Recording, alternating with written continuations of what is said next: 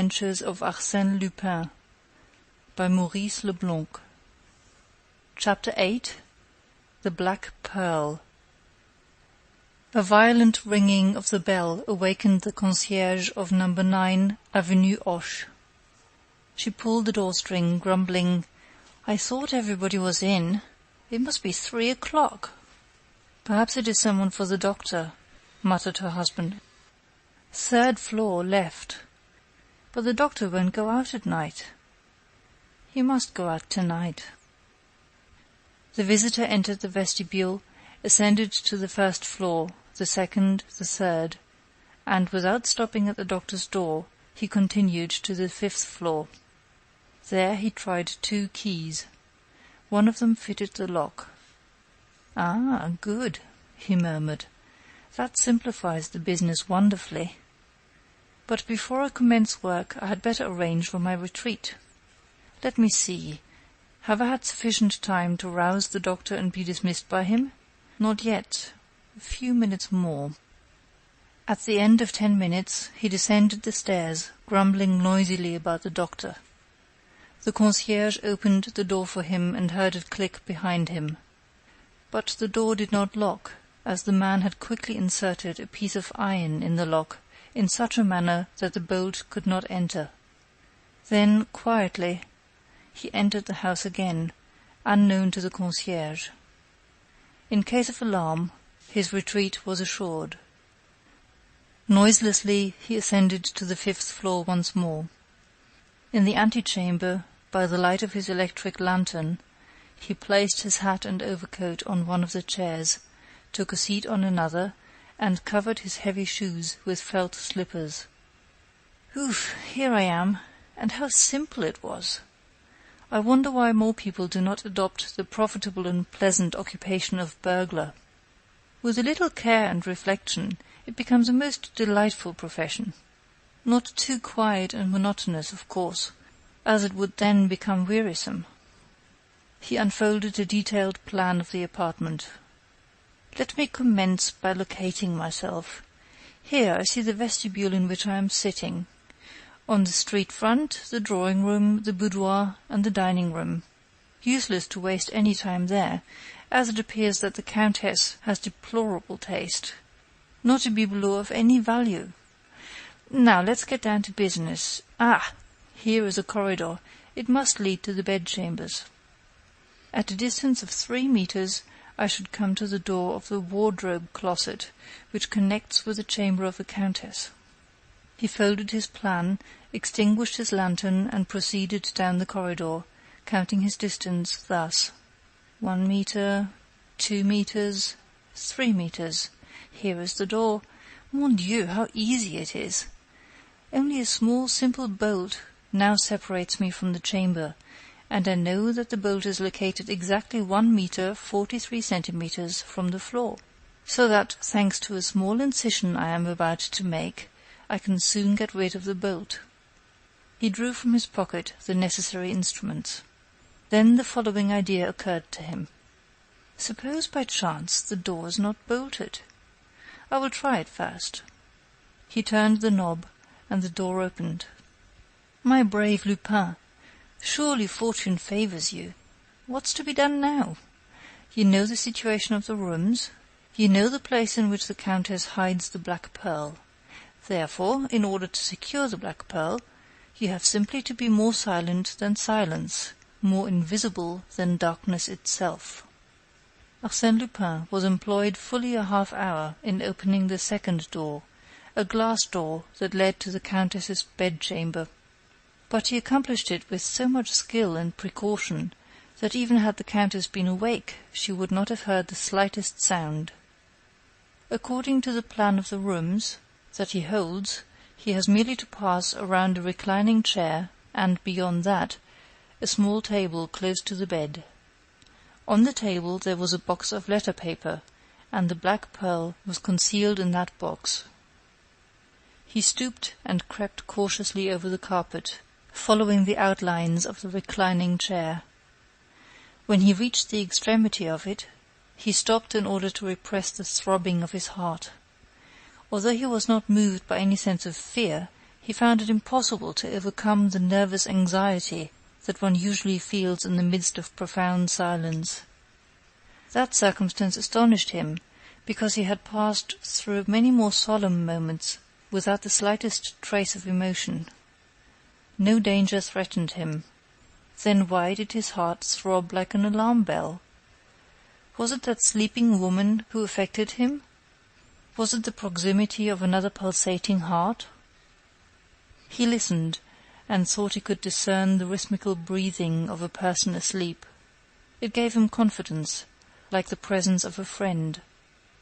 He sought and found the armchair, then by slow, cautious movements advanced towards the table, feeling ahead of him with outstretched arm. His right had touched one of the feet of the table. Ah! Now he had simply to rise, take the pearl, and escape. That was fortunate, as his heart was leaping in his breast like a wild beast, and made so much noise that he feared it would waken the Countess. By a powerful effort of the will he subdued the wild throbbing of his heart, and was about to rise from the floor, when his left hand encountered, lying on the floor, an object which he recognized as a candlestick, an overturned candlestick. A moment later his hand encountered another object, a clock, one of those small travelling clocks, covered with leather. Well, what had happened? He could not understand. That candlestick, that clock, why were those articles not in their accustomed places? Ah, what had happened in the dread silence of the night? Suddenly a cry escaped him. He had touched, some strange, unutterable thing.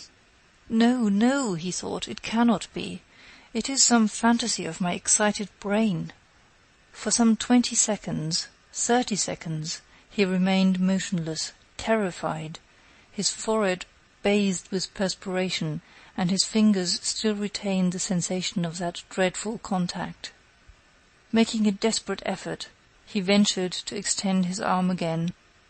Once more his hand encountered that strange, unutterable thing. He felt it. He must feel it and find out what it is. He found that it was hair, human hair, and a human face. And that face was cold, almost icy. However frightful the circumstances may be, a man like Arsène Lupin controls himself and commands the situation as soon as he learns what it is. So, Arsène Lupin quickly brought his lantern into use. A woman was lying before him, covered with blood. Her neck and shoulders were covered with gaping wounds. He leaned over her and made a closer examination. She was dead. Dead. Dead, he repeated, with a bewildered air. He stared at those fixed eyes, that grim mouth, that livid flesh, and that blood, all that blood which had flowed over the carpet and congealed there in thick black spots. He arose and turned on the electric lights. Then he beheld all the marks of a desperate struggle. The bed was in a state of great disorder. On the floor the candlestick and the clock, with the hands pointing to 20 minutes after 11, then, further away, an overturned chair, and everywhere there was blood, spots of blood and pools of blood. "And the black pearl?" he murmured. The box of letter paper was in its place. He opened it eagerly. The jewel case was there, but it was empty. "Fichtre!" he muttered. "You boasted of your good fortune much too soon, my friend Lupin. With the Countess lying cold and dead, and the black pearl vanished, the situation is anything but pleasant. Get out of here as soon as you can, or you may get into serious trouble." Yet he did not move. Get out of here? Yes, of course. Any person would, except Arsène Lupin. He has something better to do.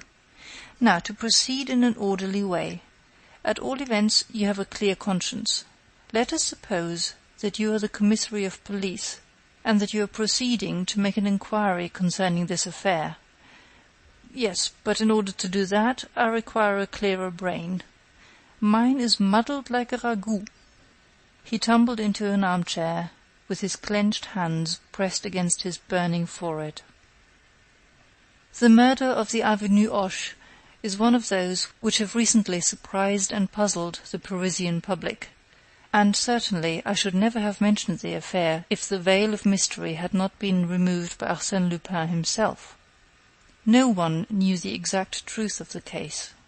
Who did not know, from having met her in the Bois, the fair Léotine Zalti, the once famous cantatrice, wife and widow of the Count d'Andillot, the Zalti, whose luxury dazzled all Paris some 20 years ago, who acquired a European reputation for the magnificence of her diamonds and pearls. It was said that she wore upon her shoulders the capital of several banking houses and the gold mines of numerous Australian companies. Skilful jewellers worked for Zalti, as they had formerly wrought for kings and queens. And who does not remember the catastrophe in which all that wealth was swallowed up? Of all that marvellous collection, nothing remained except the famous black pearl. The black pearl! That is to say, a fortune, if she had wished to part with it. But she preferred to keep it, to live in a commonplace apartment with her companion, her cook, and a manservant, rather than sell that inestimable jewel. There was a reason for it, a reason she was not afraid to disclose. The black pearl was the gift of an emperor. Almost ruined and reduced to the most mediocre existence, she remained faithful to the companion of her happy and brilliant youth. The black pearl never left her possession. She wore it during the day, and at night concealed it in a place known to her alone. All these facts, being republished in the columns of the public press, served to stimulate curiosity, and, strange to say, but quite obvious to those who have the key to the mystery, the arrest of the presumed assassin only complicated the question and prolonged the excitement.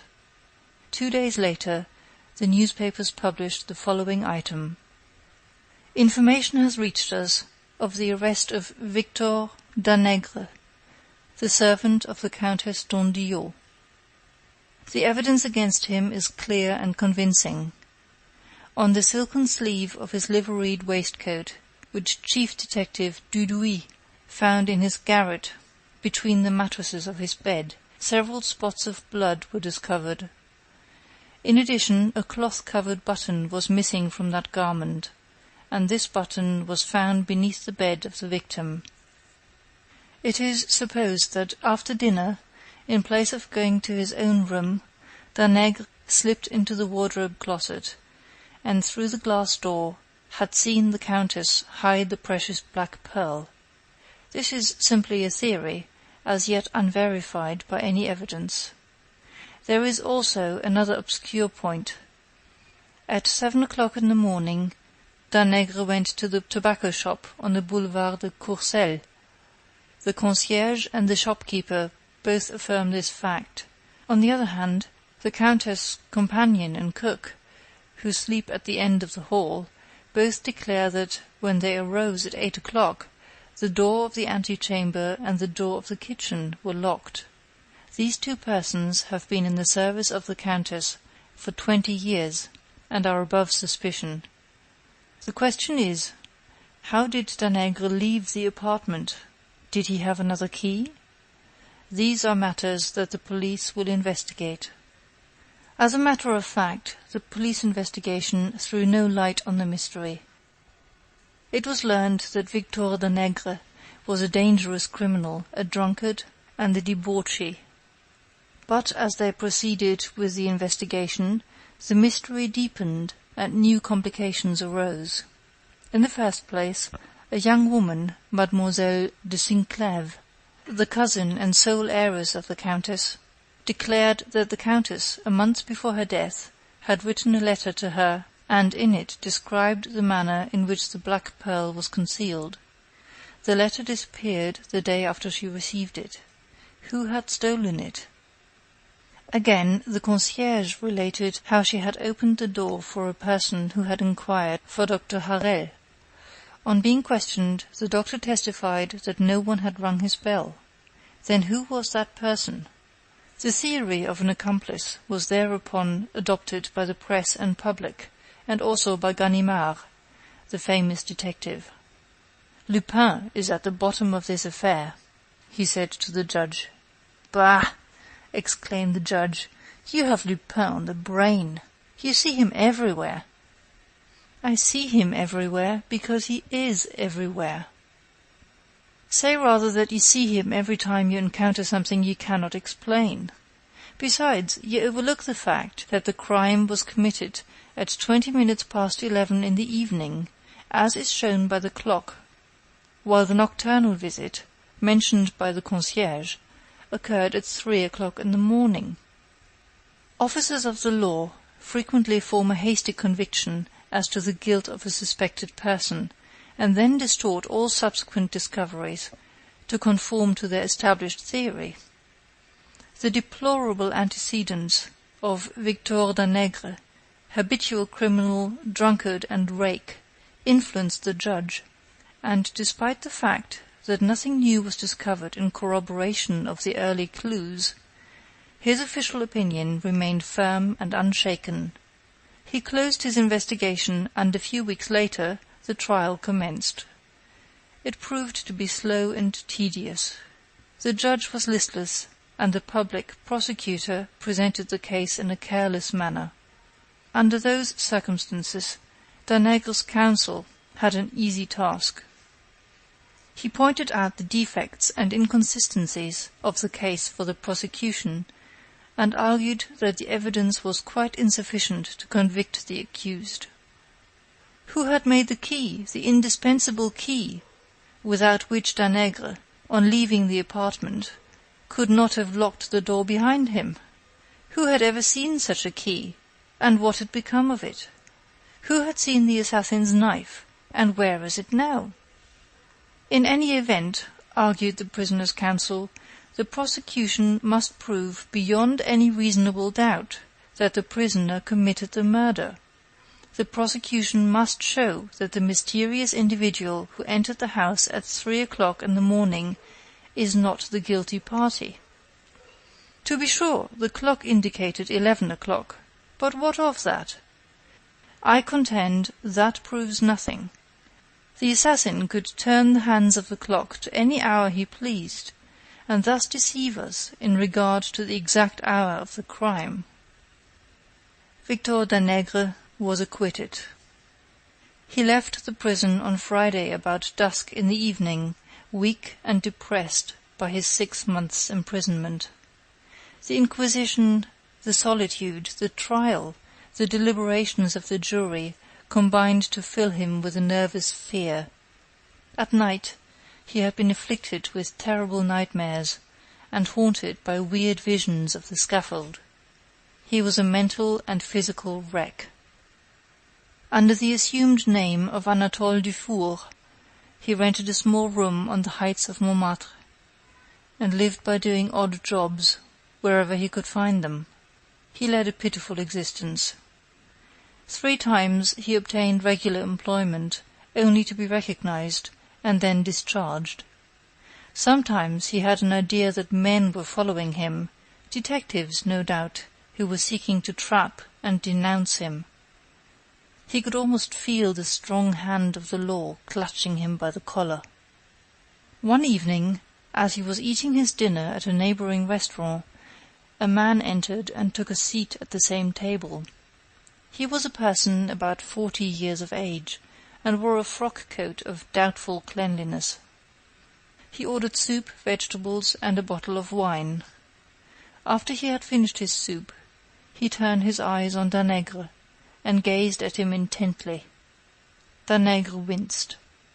He was certain that this was one of the men who had been following him for several weeks. What did he want? Danègre tried to rise, but failed. His limbs refused to support him. The man poured himself a glass of wine, and then filled Danègre's glass. The man raised his glass and said, To your health, Victor Dangre. Victor started in alarm and stammered, No, I swear to you. You will swear what? That you are not yourself? The servant of the Countess? What servant? My name is Dufour. Ask the proprietor. Yes, Anatole Dufour, to the proprietor of this restaurant, but Victor Dangre, to the officers of the law. That is not true. Someone has lied to you. The newcomer took a card from his pocket and handed it to Victor, who read on it, Grimaudan, ex-inspector of the detective force. Private business transacted. Victor shuddered as he said, You are connected with the police? No, not now, but I have a liking for the business, and I continue to work at it in a manner more profitable. From time to time I strike upon a golden opportunity, such as your case presents. My case? Yes, yours. I assure you it is a most promising affair, provided you are inclined to be reasonable. But if I am not reasonable? Oh, my good fellow, you are not in a position to refuse me anything I may ask. What is it you want? Stammered Victor fearfully. Well, I will inform you in a few words. I am sent by Mademoiselle de Sinclèves, the heiress of the Countess d'Andillot. What for? To recover the black pearl. Black pearl? That you stole. But I haven't got it. You have it. If I had, then I would be the assassin. You are the assassin. Dangre showed a forced smile. Fortunately for me, monsieur, the assize court was not of your opinion. The jury returned a unanimous verdict of acquittal. And when a man has a clear conscience and 12 good men in his favor. The ex-inspector seized him by the arm and said, No fine phrases, my boy. Now listen to me and weigh my words carefully. You will find they are worthy of your consideration.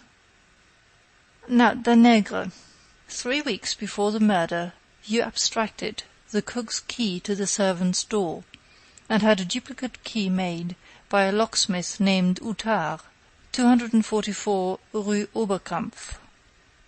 It's a lie, growled Victor. No person has seen that key. There is no such key. Here it is. After a silence, Grimaudan continued. You killed the Countess with a knife purchased by you at the Bazar de la République on the same day as you ordered the duplicate key. It has a triangular blade with a groove running from end to end. That is all nonsense. You are simply guessing at something you don't know. No one ever saw the knife. Here it is.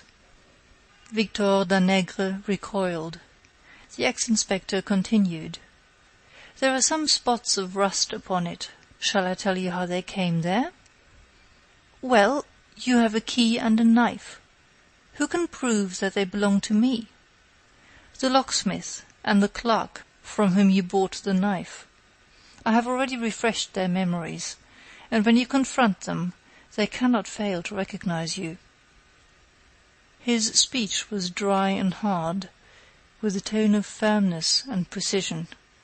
Dangre was trembling with fear, and yet he struggled desperately to maintain an air of indifference.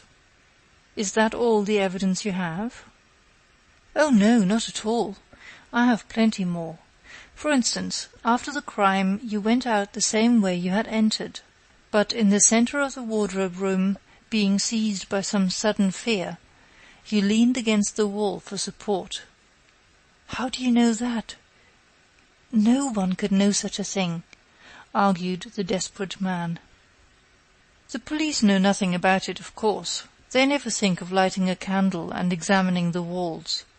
But if they had done so, they would have found on the white plaster a faint red spot, quite distinct, however, to trace in it the imprint of your thumb, which you had pressed against the wall while it was wet with blood. Now, as you are well aware, under the Bertillon system, thumb marks are one of the principal means of identification. Victor Dangre was livid. Great drops of perspiration rolled down his face and fell upon the table. He gazed with a wild look at the strange man who had narrated the story of his crime as faithfully as if he had been an invisible witness to it. Overcome and powerless, Victor bowed his head. He felt that it was useless to struggle against this marvelous man. So he said, "How much will you give me if I give you the pearl?" "Nothing." "Oh, you're joking.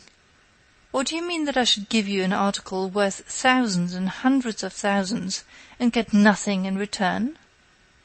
"You will get your life. Is that nothing?" The unfortunate man shuddered. Then Grimaudan added, in a milder tone, "Come, Dangre, the pearl has no value in your hands. It is quite impossible for you to sell it. So what is the use of your keeping it? There are pawnbrokers, and some day I will be able to get something for it. But that day may be too late. Why?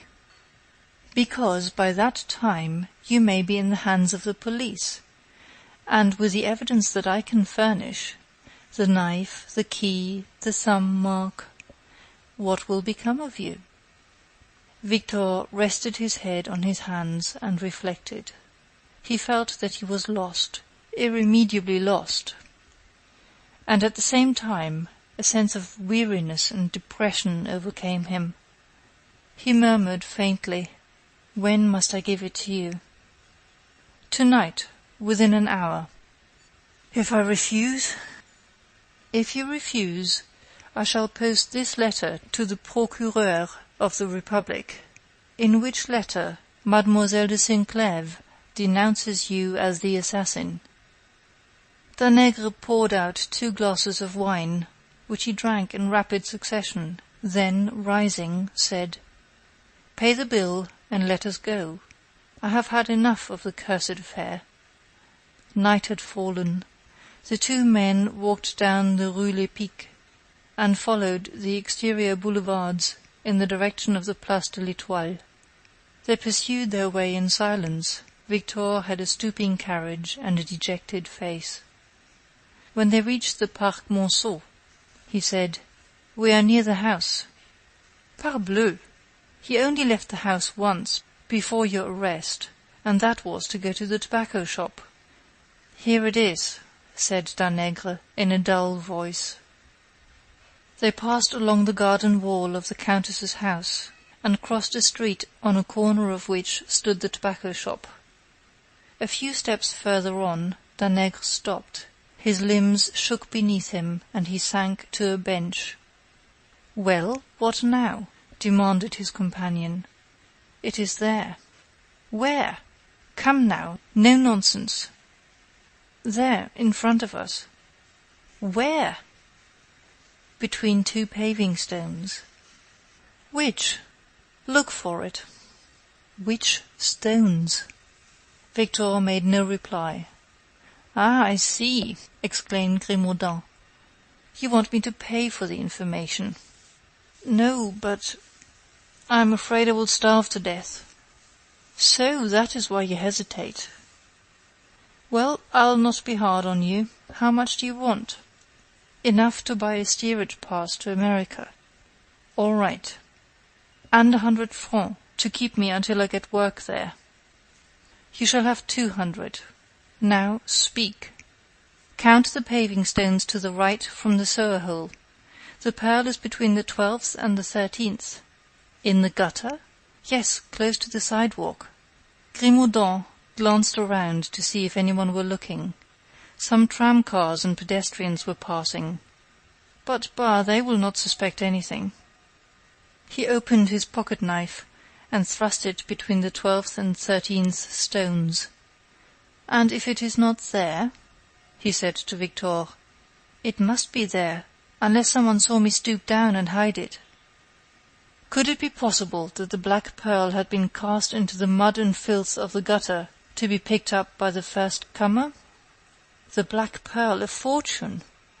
How far down? He asked. About 10 centimeters. He dug up the wet earth. The point of his knife struck something. He enlarged the hole with his finger. Then he abstracted the black pearl from its filthy hiding place. Good. Here are your 200 francs. I will send you the ticket for America. On the following day, this article was published in the Echo de France, and was copied by the leading newspapers throughout the world. Yesterday, the famous black pearl came into the possession of Arsène Lupin, who recovered it from the murderer of the Countess d'Andillot. In a short time, facsimiles of that precious jewel will be exhibited in London, St. Petersburg, Calcutta, Buenos Aires, and New York. Arsène Lupin will be pleased to consider all propositions submitted to him through his agents. And that is how crime is always punished and virtue rewarded, said Arsène Lupin, after he had told me of the foregoing history of the black pearl. And that is how you, under the assumed name of Grimaudan, ex-inspector of detectives, were chosen by fate to deprive the criminal of the benefit of his crime. Exactly. And I confess that the affair gives me infinite satisfaction and pride. The 40 minutes that I passed in the apartment of the Countess d'Andillot, after learning of her death, were the most thrilling and absorbing moments of my life. In those 40 minutes, involved as I was in a most dangerous plight, I calmly studied the scene of the murder and reached the conclusion that the crime must have been committed by one of the house servants. I also decided that in order to get the pearl, that servant must be arrested, and so I left the wainscot button. It was necessary also for me to hold some convincing evidence of his guilt. So I carried away the knife which I found upon the floor, and the key which I found in the lock. I closed and locked the door, and erased the finger marks from the plaster of the wardrobe closet. In my opinion, that was one of those flashes of genius, I said, interrupting. Of genius, if you wish. But, I flatter myself, it would not have occurred to the average mortal. To frame instantly the two elements of the problem, an arrest and an acquittal, to make use of the formidable machinery of the law to crush and humble my victim, and reduce him to a condition in which, when free, he would be certain to fall into the trap I was laying for him. Poor devil! Poor devil, do you say? Victor Dangre, the assassin. He might have descended to the lowest depths of vice and crime if he had retained the black pearl. Now he lives. Think of that. Victor Dangre is alive. And you have the black pearl. He took it out of one of the secret pockets of his wallet, examined it, gazed at it tenderly, and caressed it with loving fingers, and sighed as he said, "What cold Russian prince, what vain and foolish Rajah may some day possess this priceless treasure? Or perhaps some American millionaire is destined to become the owner of this morsel of exquisite beauty that once adorned the fair bosom of Leontine Zalti, the Countess d'Andillot." End of Chapter 8. Recorded by Gesine in September 2006.